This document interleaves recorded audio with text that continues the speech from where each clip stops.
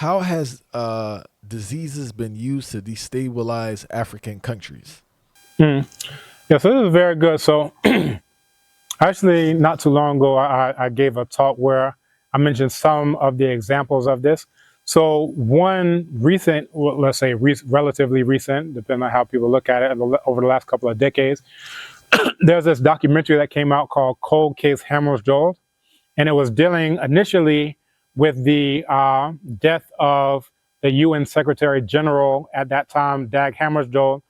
But the story that came out in the documentary was that there was a group called SIMAR, which was the South African Institute of Maritime Research. And on film, you actually have this white guy, Dutch boy or whatever, who talks about how they set up medical clinics in the black community, places like Soweto, so forth and so on, these what they call Bantustans. And what they did is that under the guise of free medical care, they were injecting people with AIDS intentionally. And he says that at that time, and you're talking about, late 80s, early 90s, the idea was that AIDS was a killer, right?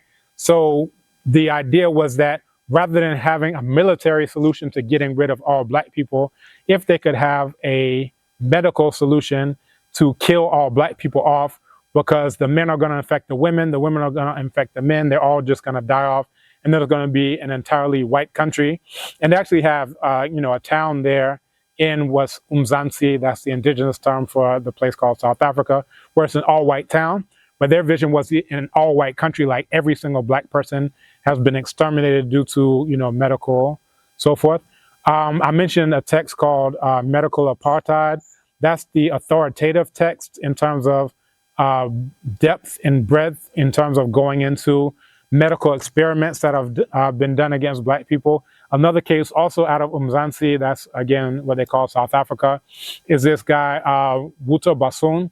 And I first came across his story in a PhD thesis, I think it was, by Chandra Gould.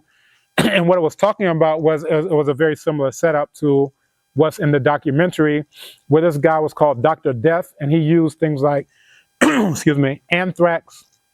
He was just experimenting with various things on what they call Project Coast. And Project Coast was because a lot of these anti-apartheid activists, they would arrest them, experiment on them with all types of things from, HIV, AIDS, to, different neurological agents, biological agents, chemical agents, everything you can imagine. And then when they died, they would take a helicopter, put them out way over the ocean, and then dump the bodies. So there are bodies that have never been recovered. And that's the coast in the Project Coast. But that's Dr. Wuto Basun. He was able to get off on criminal, they have this idea of Rainbow Nation, truth and reconciliation. Everybody just hold hands and, kiss, whatever. But he ended up being tried in front of one of his good buddies, who was also a racist, white Dutch boy judge, who just let him off. But then he was brought forth, I believe it was on civil charges, and then he was charged with that. But again, after, so-called freedom, Nelson Mandela and ANC coming to power, the files of Project Coast were transferred to the United States. And as a matter of fact, the experimentation and the things that they did in Umzansi, again, so-called South Africa, they said that they got their inspiration of how to do that from the United States.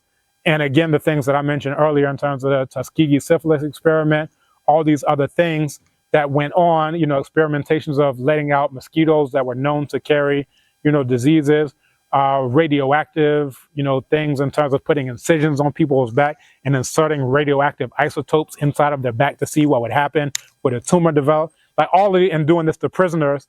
And oftentimes they would do it for the equivalent of like $5. You're a prisoner, okay, I'll give you this if you let me put this thing in your back. Okay, whatever. And then oftentimes without consent. In the same text, it goes into the origins of gynecology, where the idea was that black women have a higher threshold of pain.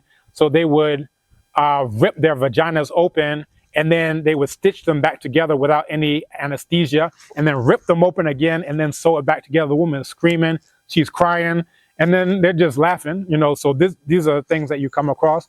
So, on the continent, you can see other things in terms of concentration camps that have substandard conditions where diseases became prone and rampant. And the first concentration camp, people think about concentration camps and they think about Germany and the so-called Jews, so forth and so on. But when you actually go into it, you realize that the Germans under the chancellor, they issued an extermination order against the Herero people and the Nama people. And with that, you had a general called von Trotha. And with the extermination order, he says, I'm no longer accepting, men, women, or children. Any who come to, German territory will be shot. They will be driven to the desert. And what they actually did, and I first came across this when I was in undergrad back at Morehouse's like 98, 99. What they actually did is that they had some who attempted to go into the desert in order to escape, the places like, Botswana, anywhere that they could go to. But others, they said, okay, let's try to send back the elderly. Let's try to send back the cripples, the women and children. And what did the Germans do?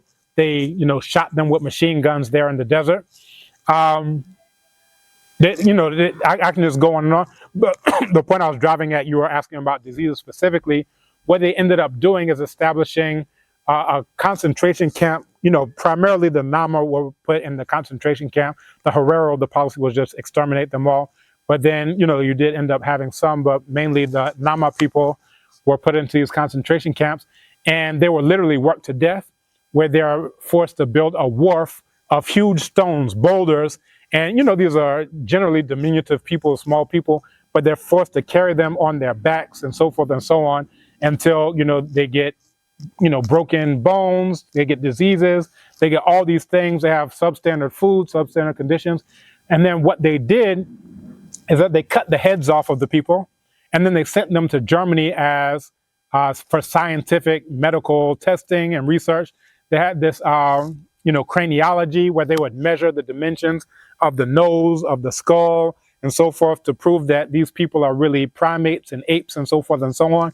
So, it goes not only into the front end in terms of giving the diseases, but once they give the diseases, now they want to experiment and so forth and so on. There's, several things that go into Ebola and the spread of Ebola and the, circumstances under which Ebola was spread. Same thing in terms of COVID and so forth and so on. So, there's a long history of, non-Black people, what I would say Eurasians in general, whether that's the British, the French, the Germans, or so forth and so on, trying to solve their problem of how do they steal our land without any resistance. And one of the means by which they have done that is through chemical, biological, neurological, psychological, warfare on every front that you can imagine. And because they have the power to do so, they often do so without any check whatsoever.